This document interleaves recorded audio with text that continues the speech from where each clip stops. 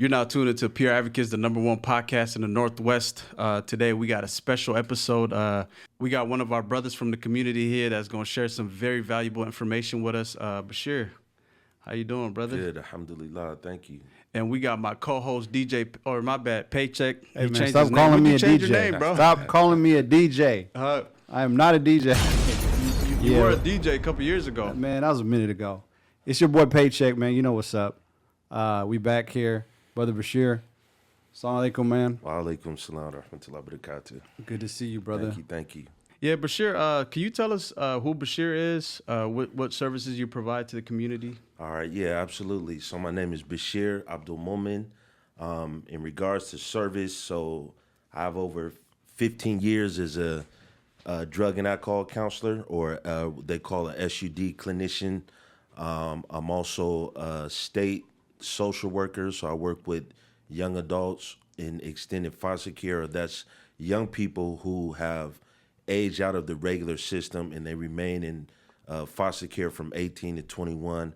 And aside from that, I'm also I have my master's in social work, and I'm in the process of getting my license as a clinical social worker.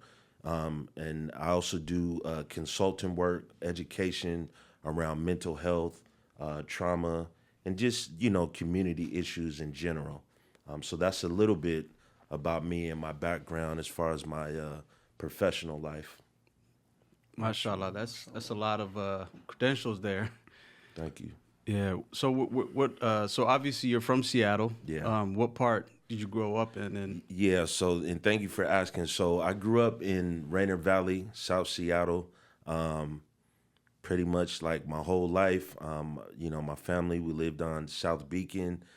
I spent childhood, adolescence all around, whether it was Holly Park, Rainier Beach, really the South End in general, that's my community. I like I said, spent my childhood there, teenage years, all parts of the South End, like I said, from South Beacon to Rainier Beach, Holly Park, Rainier Vista, so pretty much all over. Yep. Mashallah, bro. Talk about, Brother Bashir, like your experience from seeing, the last 20-something years, seeing like a person that grew up in the neighborhood, also how it's changed compared to right now. Yeah, and that's a good question. So yeah, I grew up in the late to mid 80s. I would say I was in 6th grade around 87. I went to middle school in 88. And, that was really a big transition for the community in general. When I look back, I would say it was like the beginning of the crack era, right? And so being in I remember being in 6th grade. That's when we first started to hear about Crips and Bloods. Mm-hmm. So this was like 86. Maybe they had already been up here by 85. But by 86, being in 6th grade, I remember hearing about, Crips and Bloods, and especially like living in the South End. So, for example, places like Holly Park, there's some apartments.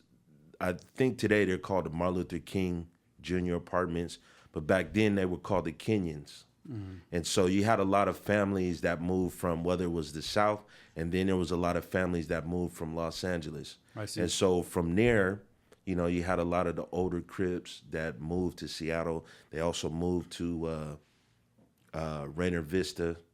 And so I would say going into my 7th grade year, that's when you seen the change. Not only did the culture change, but the music changed. So, for example, prior to that, everything was like East Coast rap, breakdancing, graffiti, and then all of a sudden, like you had Ice-T, and Ice-T was famous, but when NWA came out, I would say that's when you really start to see the cultural shift with the music, from the dress, wearing, like back then we called them G-Nikes, like Nike Cortez. Right. And Dickies and all that. With the four XLTs. Absolutely. Oh, well, back then, I think we was a little bit more fresh. There was white tees, but your white tee had to be creased. Right. Your right. khakis had to be creased, you know, like, so everything had to be sharp. And we called it back then, we called it being G'd up. You know, G'd up from the feet up. man, G'd up, you know. And so there was white tees, but normally, you know, your white tee had to have a crease. Right, right. Your Dickies had to have a crease, you know, and that was the culture. That's the gang era. Yeah, and that was the culture that my generation, you know, the 86, 87, 88, that's what we transitioned to, Okay. you know. Right, right. What made you want to get into the field that you're in right now? Yeah, thank you for asking.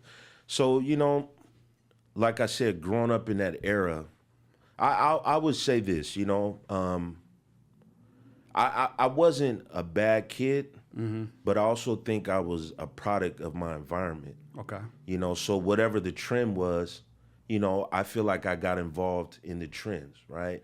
So I would say even before the gangs, I probably was getting in trouble in school, for example, and I tell like my close friends, even my children, when I was in 4th grade, I got expelled from elementary. Okay.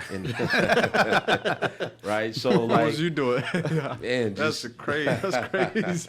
Fourth grade. man, 4th grade, you know? I mean, I feel like I was always kind of my own person at a very young age. Like I had my own way of doing things and how I wanted to do it, my own vision. And I think a lot of times that got me in trouble, you know?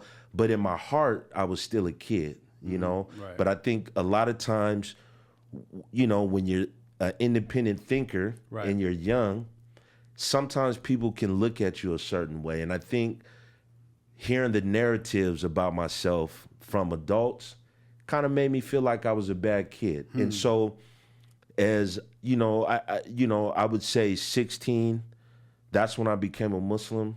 And then it just gave me the ability to reflect over my life. And what I realized was, you know, I wasn't a bad kid. I mean, I was a little misguided. Right. But then the other thing is that I realized there's a lot of young people that have gone through the same situation that I've gone through. And so really that kind of motivated me to give back, so to speak. And so right. the first thing was like, okay, like I always felt like I was mature at a young age. So I felt like I had street knowledge, but when it came to like, you know, standard, you know, I guess like, how would you say, like, you know, day-to-day operations, I feel like, you know, I wasn't good at being in the mainstream. Okay. So when I was like 18 or 19, I was like, okay, maybe I need to go back to school and get a degree. I finished high school, barely. You know, I went to Rainier Beach. I ended up going to an alternative school called Sharpless. And I always say, like, You didn't go to South Shore? well, see, nah. So middle school, some of us got bused. So I ended up going to Denny. Okay, yeah. And so going to Denny, I ended up meeting a lot of kids from High Point. Right, right. So, you know, on the weekends, like a Friday, sometimes after school, I would go to High Point. So I ended up having a lot of friends in High Point, you know? Okay. Yeah. For those of you who don't know, that's just, you know, South Seattle lingo. All those high schools were mostly, would you say, in urban areas, or they would call places where minorities live. So Yep.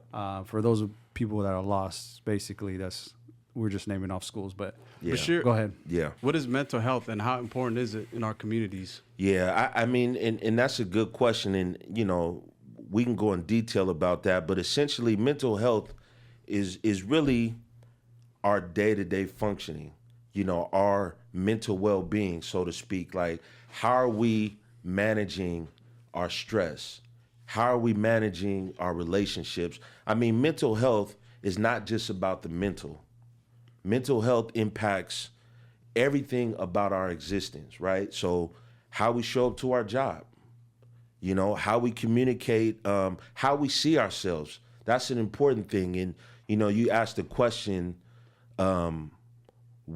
like, what brought me into this field, right? Right. A lot of our young people may be impacted by the messages that they receive from society, right? So, you know, if you grow up in a certain neighborhood, you know, or you come from a certain background. Maybe sometimes you don't feel validated in society.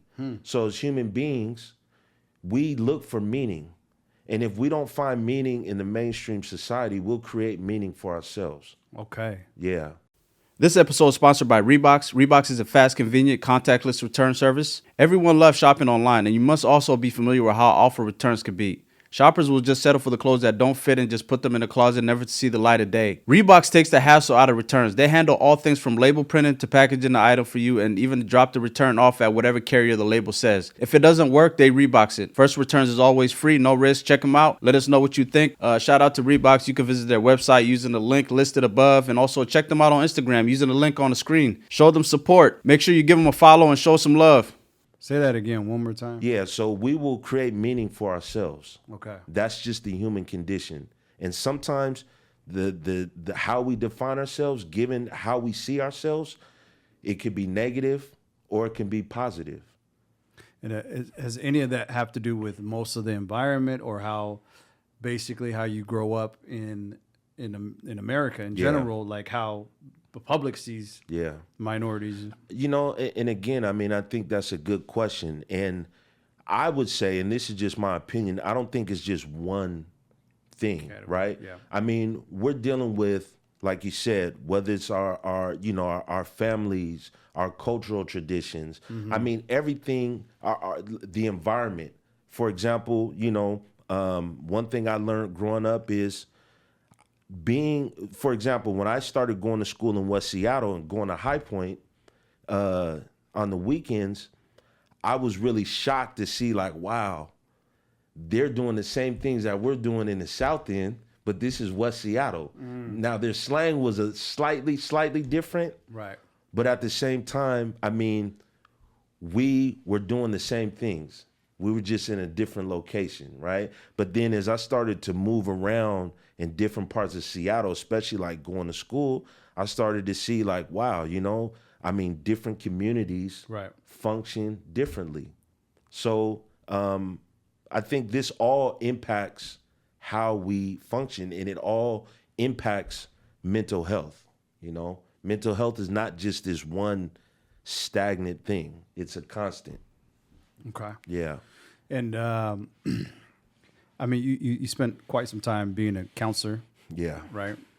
What would you say is like, what's like the percentages of students you would see that, and I'm specifically talking about minority kids right now, but what's the percentage of the students you would see that are minorities that would come in? So, you know, again, I mean, I think that's a great question. So just to tell you a little bit about my history as far as a counselor.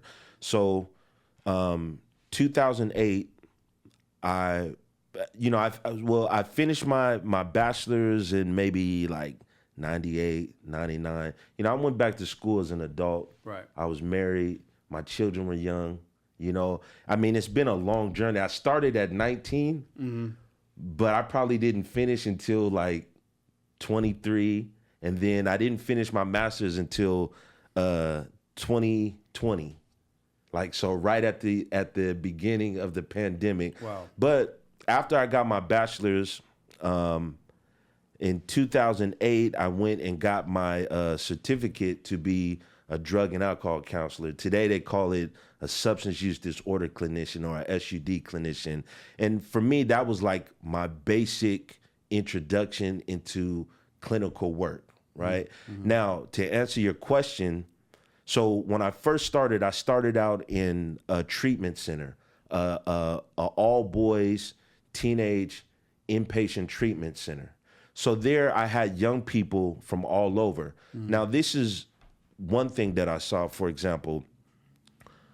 Now, minority kids or kids of color in the beginning, it was a very small percentage. Okay. And what was interesting was that most of those kids were coming from juvenile. They had already like got charges. They had been in and out of the juvenile system since, 14.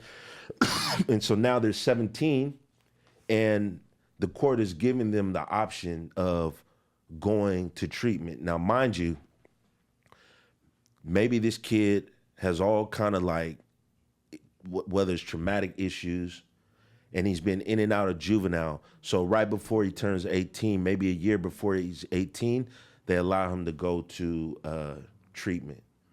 You know, so in the beginning, it was very rare that I seen minority kids. Now over time, I started to see more. But what I would say, there was really no set amount of kids because I've seen all kind of kids from different ethnicities, different backgrounds, Right. and also different trends in substances. So, Bashir, can you tell us what has changed from your era up until now with substance abuse? Yeah, I mean, that's kind of it's a complicated question, but I'll try to answer it the best I can. So, I looking at the crack era, right? I feel like crack hit America, especially inner cities. It kind of hit it by storm, and kind of like in an innocent way, right? So I think that maybe the people that started abusing crack cocaine, they didn't know the impact that it would have. And the thing about cocaine, like methamphetamine, so when you classify drugs, for example, you have what are called uppers and you have downers. So anything like cocaine, methamphetamines, amphetamines, caffeine, those are all considered uppers, right? Now, the thing about cocaine is that it releases like an abnormal amount of dopamine in a short amount of time, and the high is very like short. So as a result of that, it's highly addicting. And so I think when it hit the people that did do crack cocaine, it was very impactful and it was very addicting. With my generation, we were able to see the impact of that drug. So the kids from my era was like, we're not messing with that. You know, maybe it was like the older adults that experienced it, but the kids were like, we already know what it does because we see the impact that it's had on the community and on our families. It literally, Right. like if you look at a war, for example, I mean, you know, when a war happens, maybe there's some warning, but they just start dropping bombs. And within a week, you start to see impact of the aftermath, right? So by 88, we saw the aftermath and we knew what it was. And also, I think culturally, there was still a level of consciousness. So even in the rap music, it was like, we know what that is, you know? So people didn't mess with it. Now, I will say that with the influx of gangs from California, one thing that became, you know, kind of, I wouldn't say popular, but a drug that came along with it was PCP. And this was something that mainly like a lot of the gang members did, a lot of the gang members from LA, because it was pretty widespread. Like, for example, today, if you watch the show Snowfall. Yeah, I've seen that. Yeah. You know, there's a period in that show where they talk about PCP. They call it wet, right? And really, you know, that makes people psychotic and, you know, empowered. And so it's pretty bad. So, you know, we also seen that. Right. Now, I would say the difference today, you know, in my work, what I started to see in the early period was pills. You know, I remember when I first started as a SUD clinician, you know, there was a lot of Percocet and OxyContin and, you know, pain medication, right? Muscle relaxers. Muscle relaxers, Xanax, and all those different things. Horse tranquilizers. I mean, pretty much like, yeah. What is that? Seriously. That's horse tranquilizers. Yeah. That's what they take. The muscle relaxers. Oh, okay. Yeah. So, you know, there was a lot of that. And then over time, you know, and I don't know exactly how it happened, but it seemed like the government kind of caught on to the pills. So then they made it harder to get the, you know, the pain medicine. Right. And then you started to see young people going directly to opiates like heroin because it was cheaper. It was a setup. In a way, it was a setup. I mean, you can call it a setup. I mean, I would say this, looking at my era and looking at today. Which one was worse? I mean, I can't say because I think each generation comes with its own risk, but I definitely think there are trends. I'll give you another example. By 93, you had what was called a drought, right? And, for those of you who know about E40, E40 had a song in 93 called The Drought Season, right? So what that meant was those people that were drug dealers, and I'm just being honest with you, those people that were drug dealers, when there was a drought, the prices of drugs went up and less people had access to it.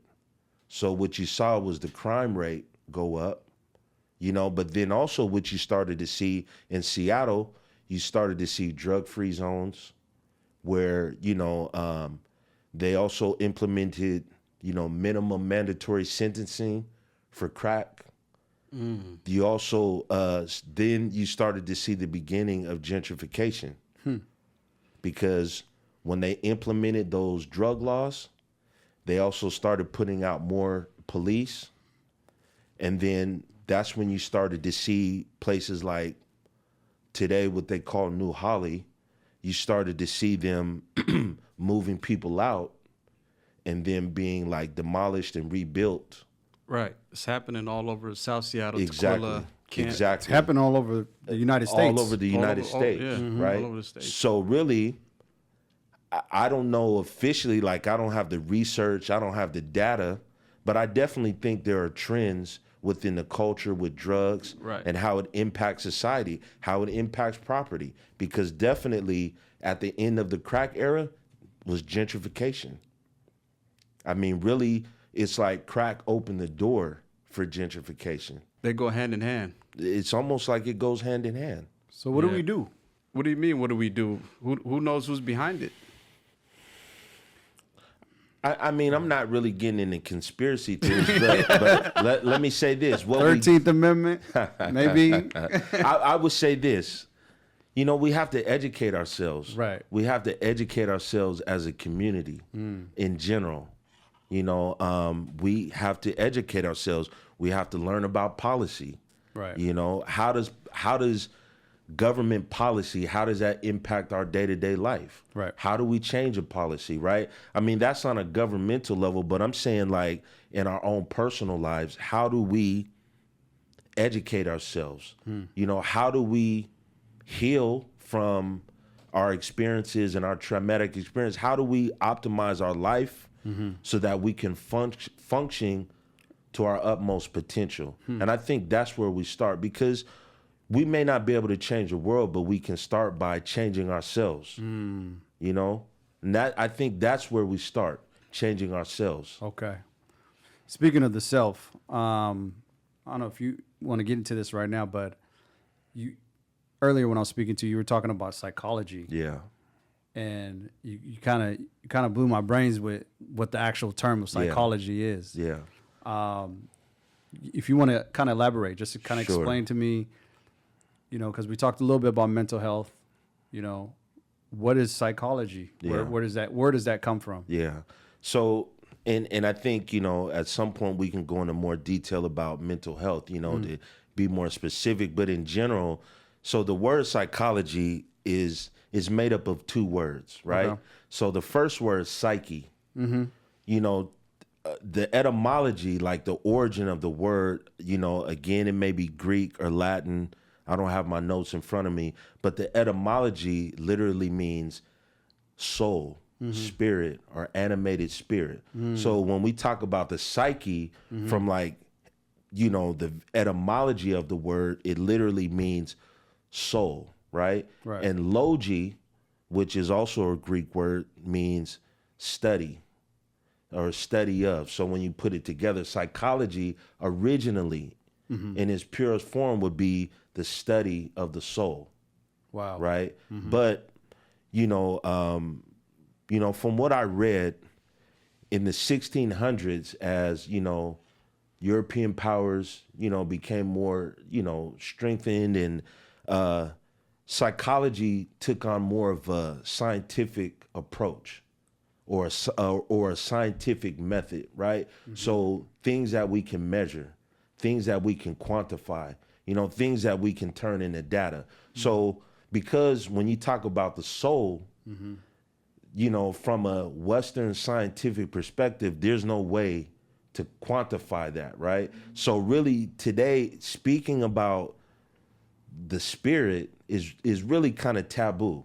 So today, a lot of psychology is focused on the material realities of life, right? Mm-hmm. So when we look at, for example, clinical psychology would be, the field of psychology that deals with emotional and behavioral health. Mm-hmm. There's a focus on the mind, the brain, and the emotions, and behavior. What are our response to, stimulus in the world? Right. Now there are trends happening in the world.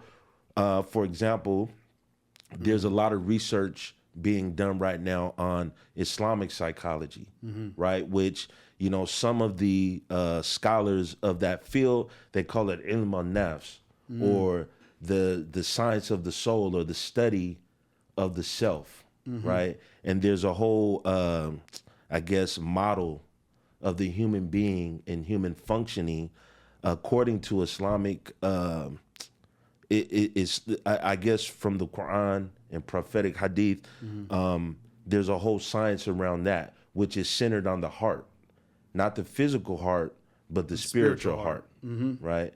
And so, from an Islamic perspective, the center of the human being is in the heart. From a Western perspective, the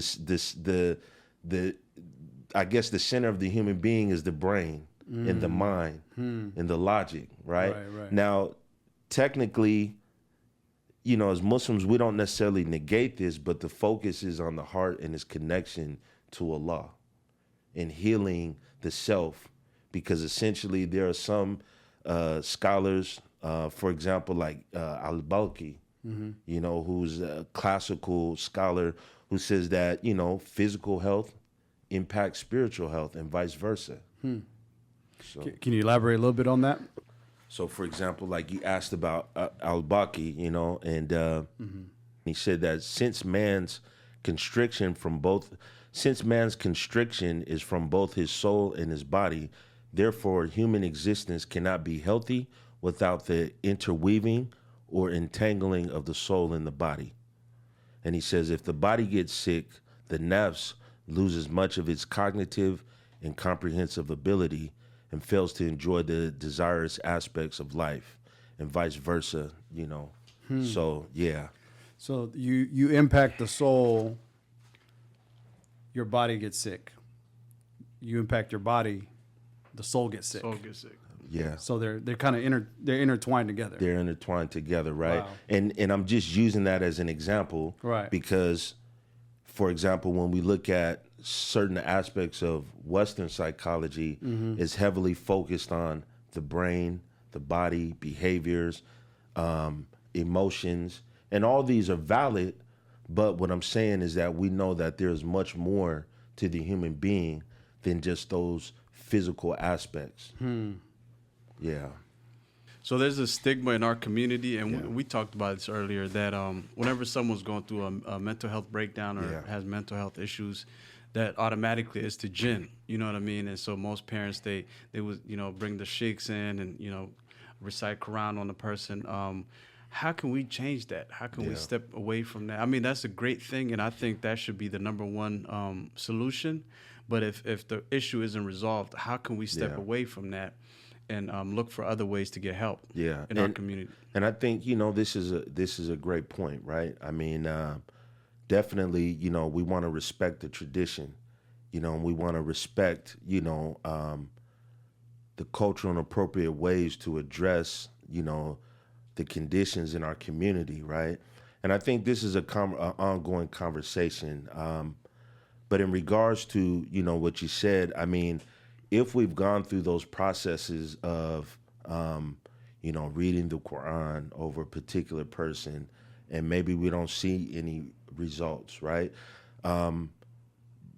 Finding help, additional help. We don't have to negate the spiritual aspect, because that's a very important part of who we are, but knowing how to seek additional help, right? So it could be that, a person may need to see a psychiatrist or, a therapist, and have a mental health evaluation. That mental health evaluation will determine if there is an undiagnosed mental health disorder that is impacting the way the person functions, right? So it could be that maybe the person is schizophrenic, but the way we're going to find that out is being able to, get that person to an additional support so that they can have an evaluation to see, okay, what is going on. There's also a stigma on that, though, especially a lot in the Somali community. I'm pretty sure a lot in the Muslim community, right? There's a huge stigma on going to see a therapist. Yeah. Right? The fact that taking care of your mental health, or sometimes even family members, parents, you did this to yourself, How do we get out of that type of mentality? Yeah.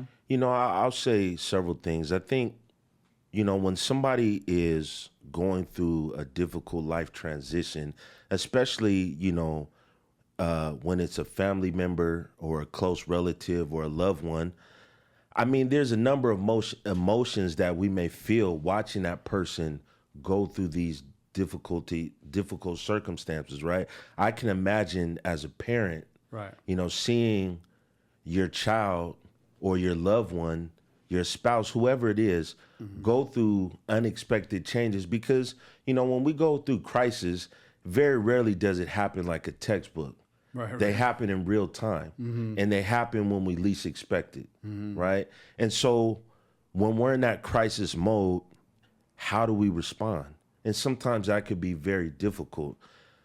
The other piece is that, we have to know as a community in general, Muslim, non-Muslim, whatever community that we're in, whatever community that we identify with, first and foremost, we're human beings. So what that means is, as human beings, we're susceptible to the human condition. Okay. So the human condition, we have ups and downs. And like going back to mental health, right? We can look at mental health like physical health. So for example, let's say you're an athlete, right? You spent 10 years of your life being physically active. You're working out, you're running. But let's say you get an injury. Right. That injury is going to set you back. And so mental health is similar, where most of the time we can function at an optimum level, but occasionally we may have circumstances that impact how we function. It could be a car accident. It could be a divorce. It could be, for example, if we look at the Syrian crisis. Imagine, imagine having to leave a country and go to another country and start your whole life over. And imagine if the country you come from, maybe you had a high status, and you move to America or Europe, and you don't have that status anymore. That can impact your mental health, right? But how we get through it and how we determine whether this is a severe chronic issue is how we develop the support to come out of it. And there are certain things that we need to work through difficult circumstances. So typically, if it's not, whether it's your own doing, right, just lack of knowledge, or if it's not your own doing, like you experience something that's very traumatic in your life, war, or even family situations where a family member, like what is it? What do you call it? Inherited? Oh, intergenerational trauma. The way you were treated as a child. You know, Yeah. sometimes that can cause traumatic situations as well. Whether it was your fault or it wasn't your fault at all, you still need to seek help. Yeah. Is basically what you're saying. So pretty much the answer is support. Support. I mean, Get around people that that care about you and absolutely that will be give you words of encouragement. Absolutely. And a lot of people they whenever they have a mental breakdown, they turn to drugs. Yeah. You know what I mean? And they don't want to be around their friends or family, people that are going to hold them down and stuff like that. So how important is it to be around, or how important is it to get support when you do come across like a mental breakdown? Well, you know, I mean, this is a great question, and a couple things, kind of using that physical health analogy, right? When somebody, and this is something that, you know, a good friend of mine that he says, but when somebody is physically injured, we can all see it. Because, like, let's say somebody has a broken arm or a broken leg, they're going to have a cast. You know, if they have surgery, you know, they'll probably have a scar and bandages, right? But the thing about maybe emotional or a mental health crisis, it's internal. And so sometimes we can have situations where somebody close to us is experiencing, you know, a mental health crisis, but they're still going to work. They're still functioning. They're still moving on with their day-to-day life. So sometimes we may never know. And then because of the stigma around mental health disorders, sometimes a person may not feel comfortable to even talk about it, right?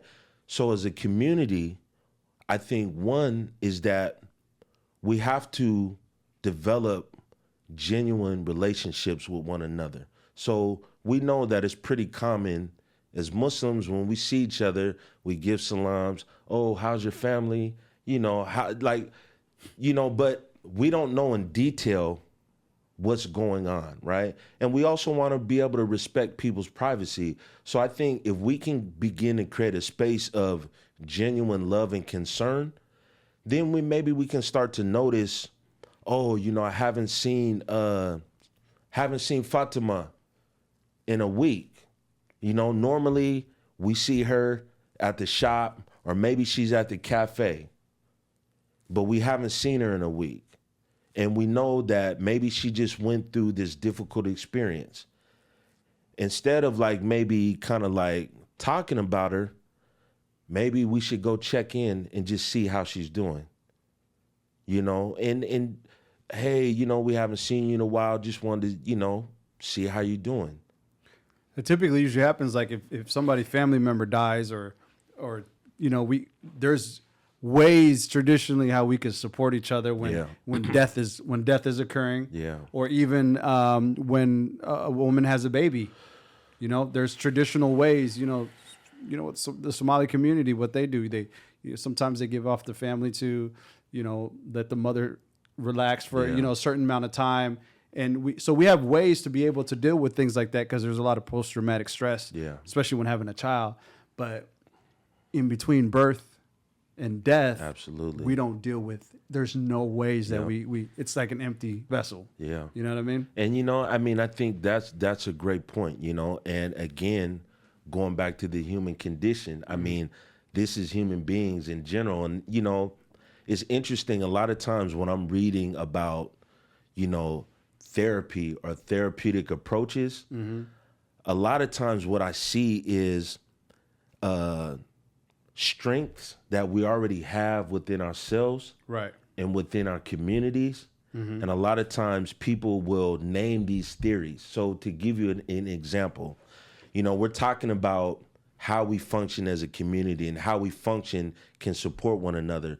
So there's a theory called relational cultural theory, right? And it says that, and I'm just summarizing, but relational cultural theory says that we heal through relationship, but not just any type of relationship, through genuine relationship where there's mutual love and respect. Wow. Because when there's mutual love and respect, it actually empowers both people in the relationship. And when I talk about relationship, I'm not just talking about husband and wife, but I'm talking about relationship as a community.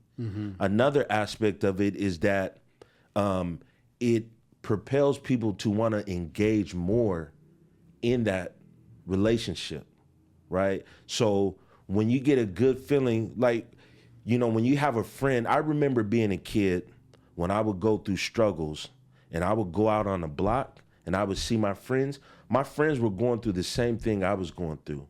So it was like I didn't have to say anything because they already knew. And there was just a sense of love. You know, I mean, like, I could get in an argument with my mom, leave the house and walk to the corner, and my friends are like, hey, you know, they're happy to see me. And 9 times out of 10, whatever I'm going through in my home, they're going through in their home. You know, typically usually relate to the same situations that you're around, your surroundings. Exactly. So Wow. imagine as we begin to heal as a community and we create, like, for example, this podcast, right? This is a healing space. It may just seem like, oh, this is a podcast and you're talking about community issues, but it's really a community space because what you're doing is having conversations that maybe, you know, our young brothers and sisters want to have, but they don't feel like they have a voice. So hearing people talk about the issues that they're concerned, it's like, oh, man, I was just thinking that. Like, they get, like, you guys get it, and it empowers them. So imagine when we're dealing with mental health crisis, like we talked about intergenerational trauma, right? Just to give you an example, you know, going back to like the 80s and the crack era, there are certain things that I grew up with in my home and in my neighborhood that I thought was the norm. Like this, oh, it's normal because everywhere I looked, that's what people did. But then as I transitioned, you know, I went to school and just started to develop my own life, you know, independent of my family, independent of my culture. I started to learn what is healthy, what is not healthy. Right. You know, and it's in some ways it's been a learning curve. I might say, like, dang, if I would have knew this earlier, maybe things would have been different. But the blessing is I'm learning it. Right. You know, I'm learning it. And I could teach it to my children, inshallah. Yeah. So, Bashir, I'm gonna ask you this: as you work with young adults on this topic, what's substance abuse impact on mental health? Yeah, that's a good question. And so, let me say this. You know, kind of going back to my work. So one of the reasons why I went and got my master's is because I would see certain things as a drug and alcohol counselor, and typically a counselor. A lot of times a counselor's work is short-term or like short-term interventions. So if a young person goes to treatment, it might be like 30 to 60 or 90 days tops, right? But this is something that I begin to see. So not every kid that I work with had a severe substance abuse problem. So you may have some young people that are experimenting, right?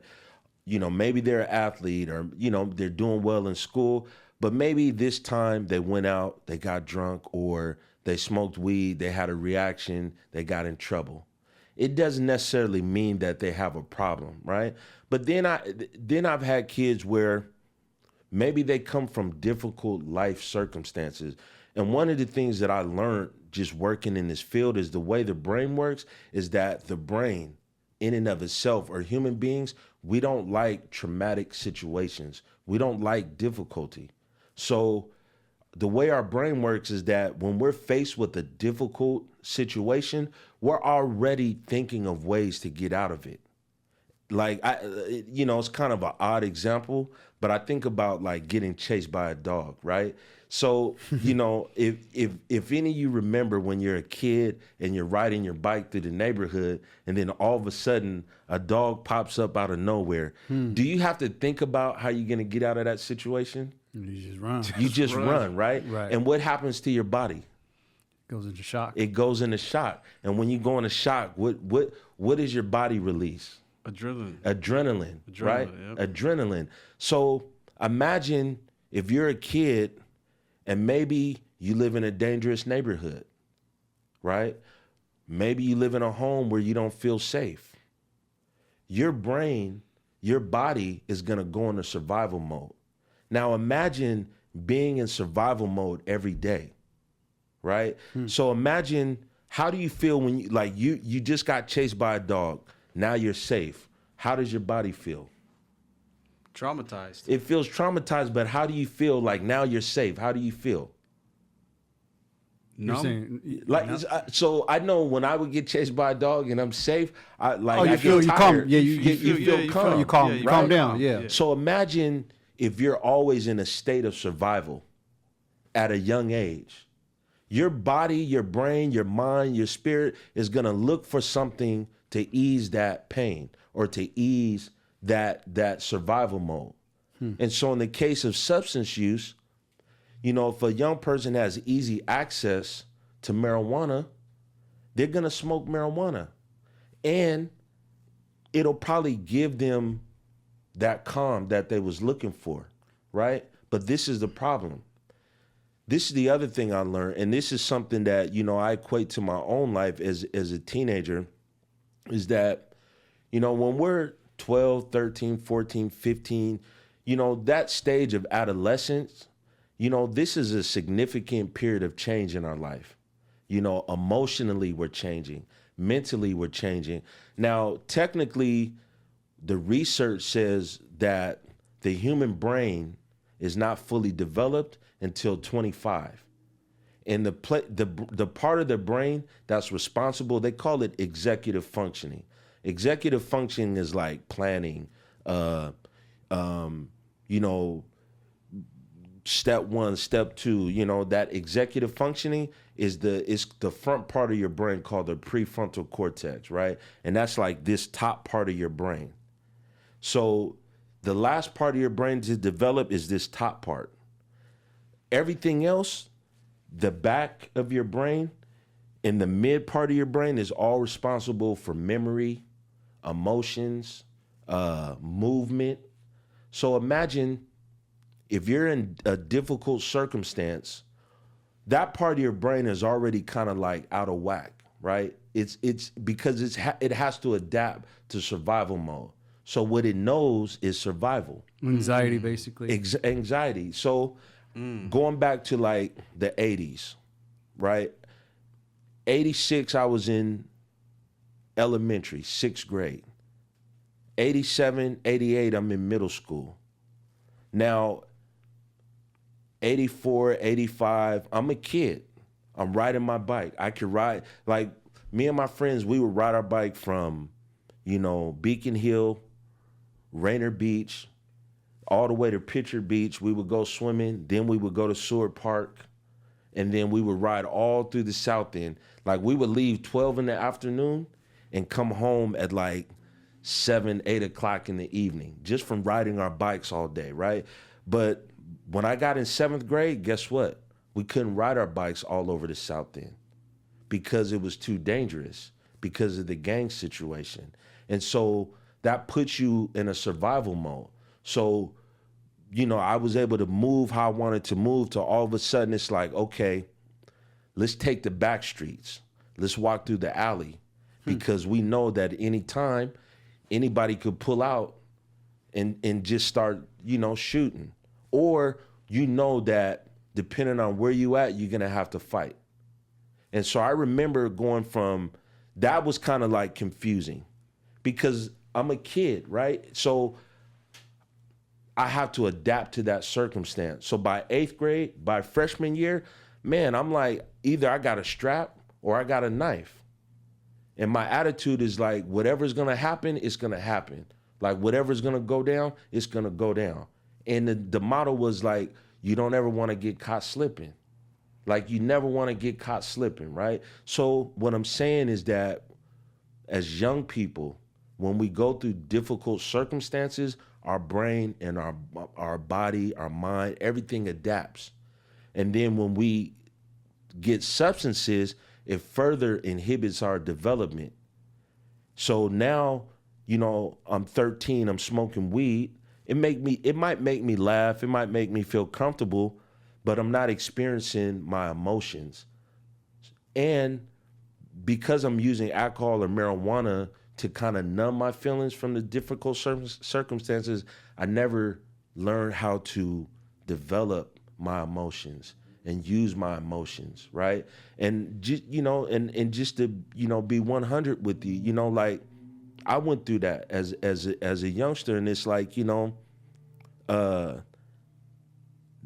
I thought that having emotions was a bad thing because I was a kid functioning as an adult. So I didn't know, like, yeah, I'm supposed to be scared because somebody jumped out with a gun, right? My thinking was, I'm heartless.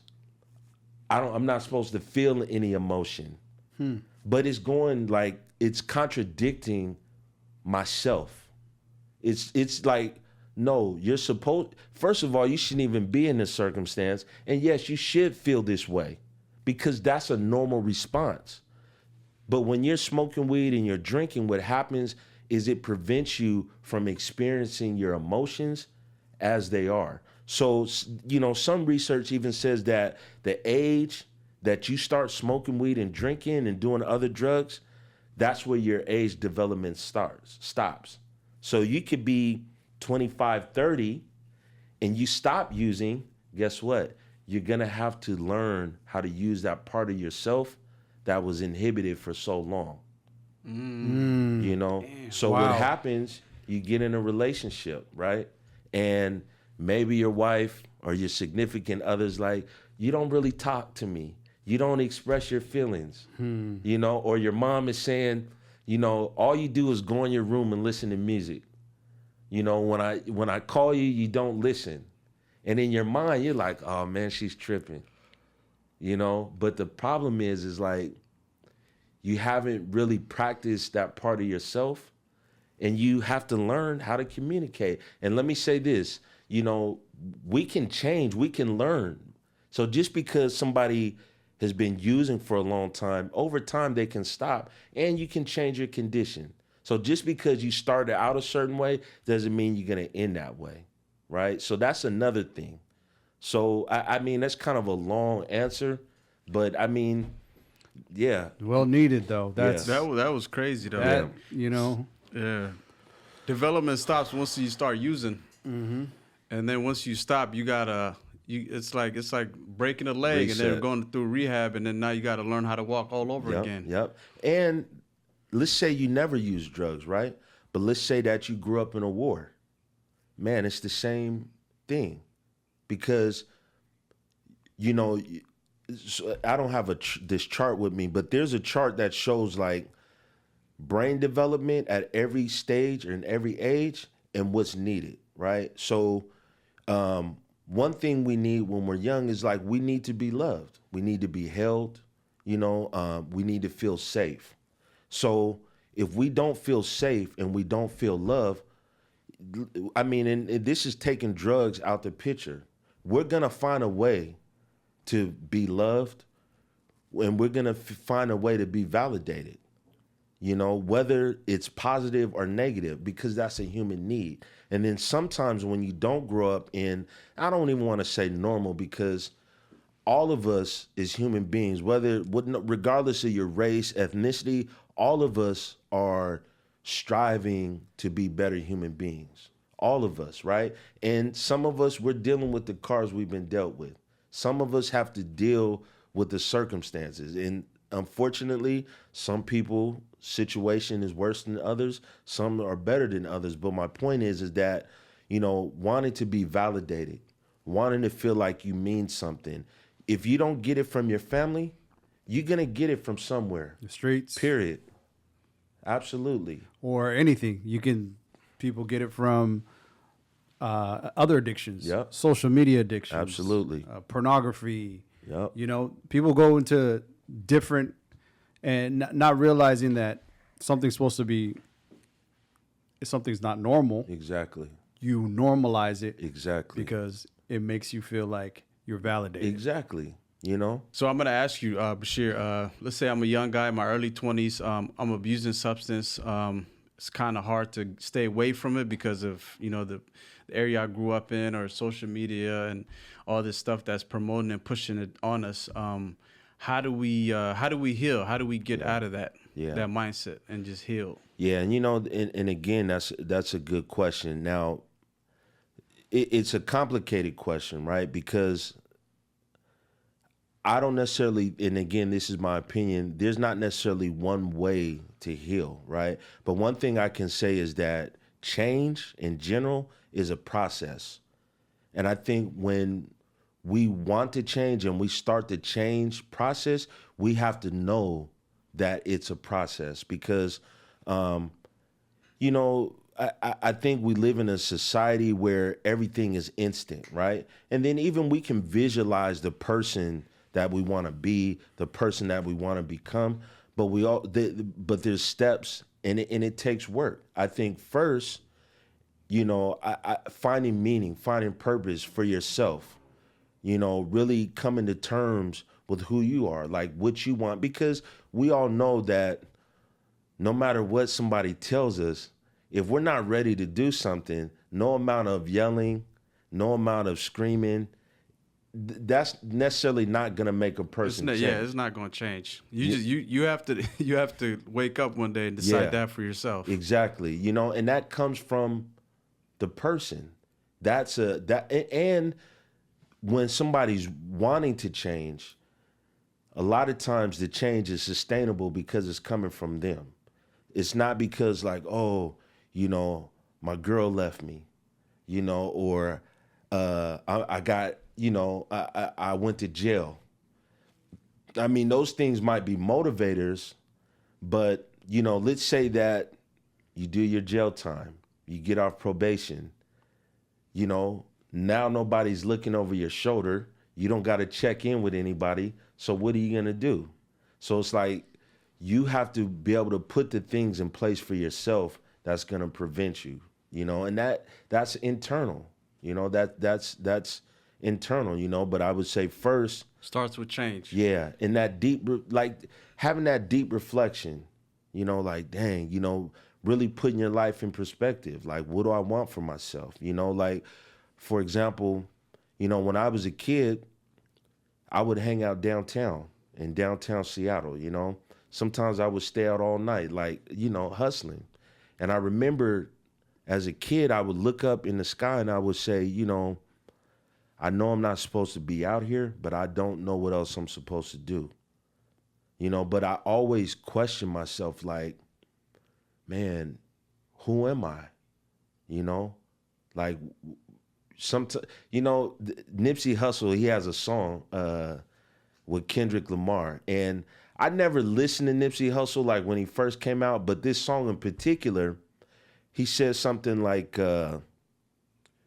he was talking about a black kid. He said, he knows he's a genius, but they give him no platform to claim it.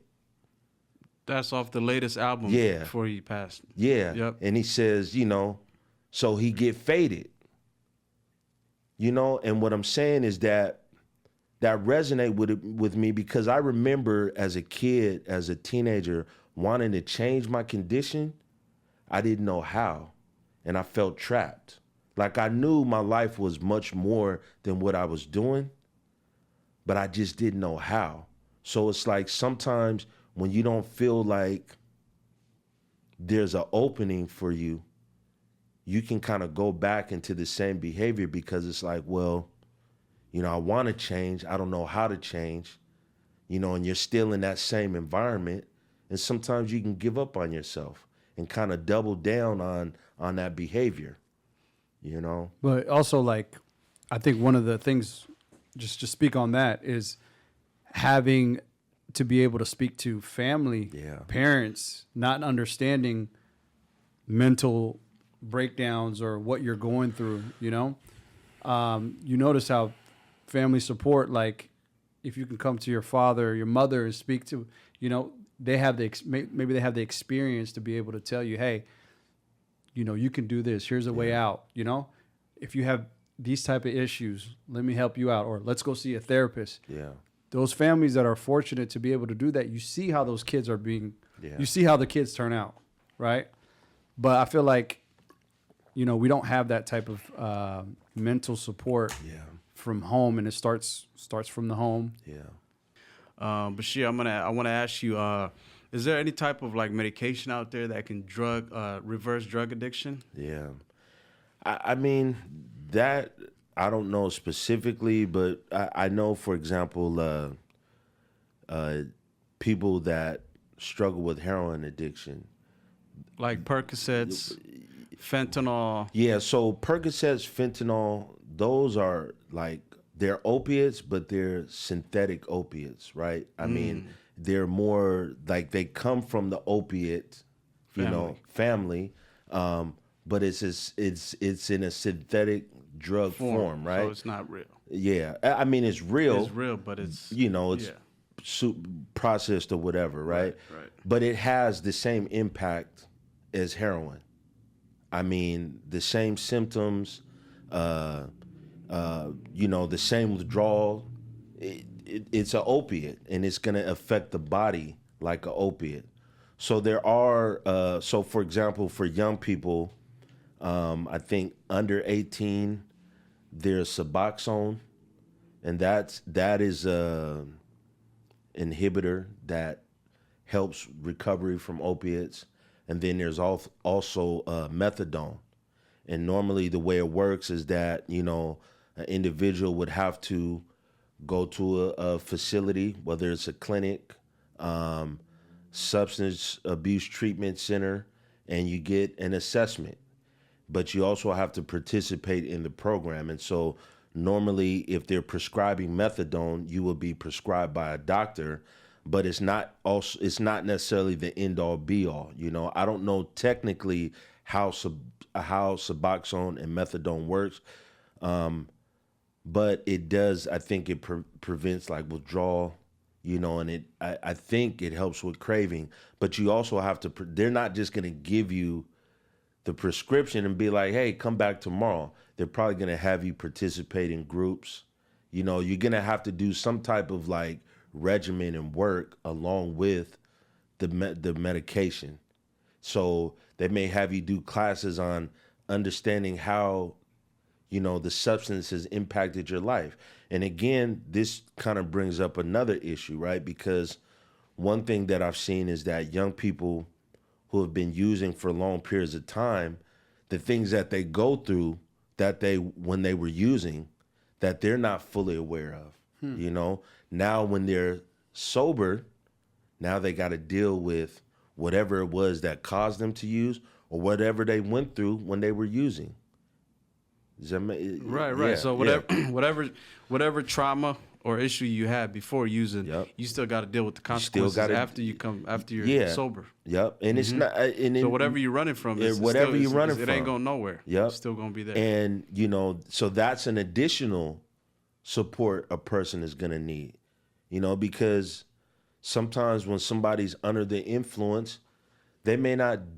Sometimes they may do things that they wouldn't normally do if they weren't high, if they weren't using drugs, they may put themselves at risk on a lot of different levels. And so having to wake up and deal with that lifestyle that you've lived for 20 years, that could be difficult, and you're going to need help there too, And then the other thing is that maybe your emotions have been numb for 20 years. You haven't had to feel any, something's wrong, but you haven't had to experience the pain of what you're running from. Now, all that stuff is coming up, right? So you're going to have to decide, do I want to go back or do I want to keep pushing, And, over time, this is what I'll say. It gets easier, but you got to stay in the fight, though. It's not going to be easy, but it gets easy over time. And you just got to, it's a grind.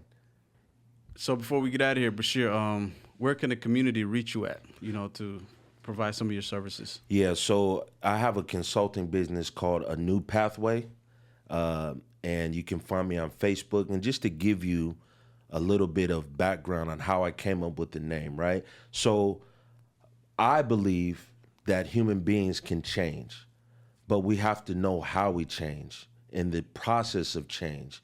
And there's evidence from neuroscience, there's data to show that when we begin to change, our brain, our body changes as well. And so there's these neurons or these receptors in our brain called dendrites, and literally the word means tree-like. So if you pull up on the internet, if you type in dendrite, what you'll see is like a little branch, and it looks like trees. So, we're talking about substance abuse, right? Let's say that a person stops using a particular substance. Now, that first week, it may be difficult. I compare it to like riding a bike. When you first learn how to ride a bike, you might have training wheels. Nobody just gets on a bike at a young age and it's like, boom, they start riding. It's trial and error. So first, you get on the bike, you got training wheels. After a while, you take the training wheels off. You might fall, but you get back and you keep riding. Next thing you know, it's like nobody is spotting you, you're just riding. Now you're doing wheelies and all kind of tricks. And so changing our life is the same way. We stop using substances.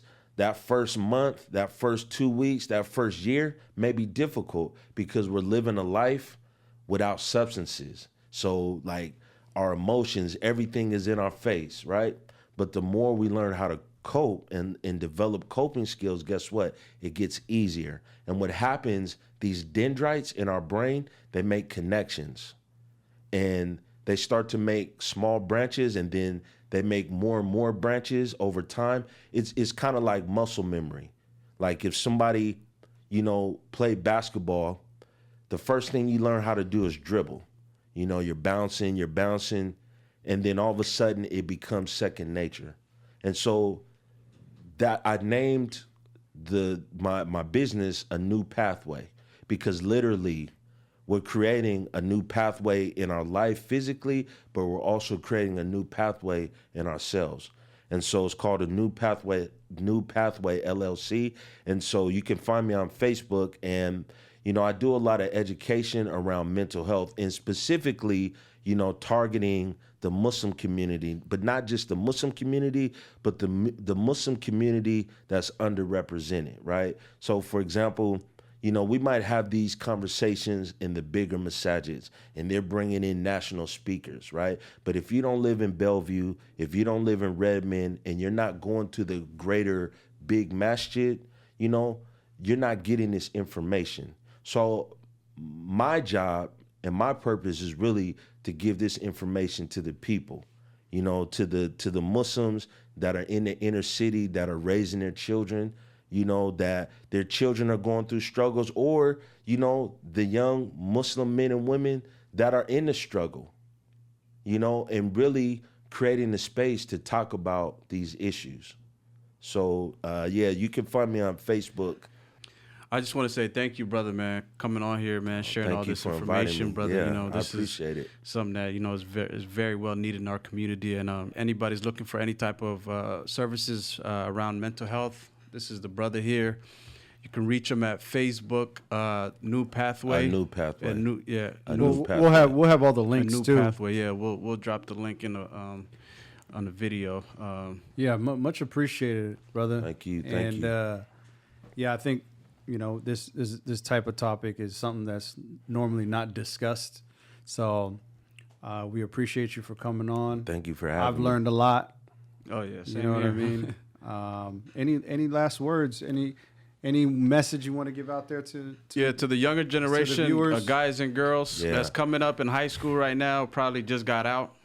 Any advice? I would just say, follow your heart and stay in the struggle. It gets better. I mean, it may be difficult, but if you keep working through it, it'll get better. And really, I appreciate you guys for having me. And these type of spaces is going to create the dialogue. We just need to keep having the conversation, and don't feel bad when we are going through struggles, because we are going to go through struggles. It's a part of life.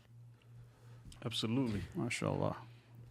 And if you haven't already, man, subscribe to our YouTube channel, The Pure Advocates. We're almost monetized. Help us get to 1,000 subscribers. And Peace. we out.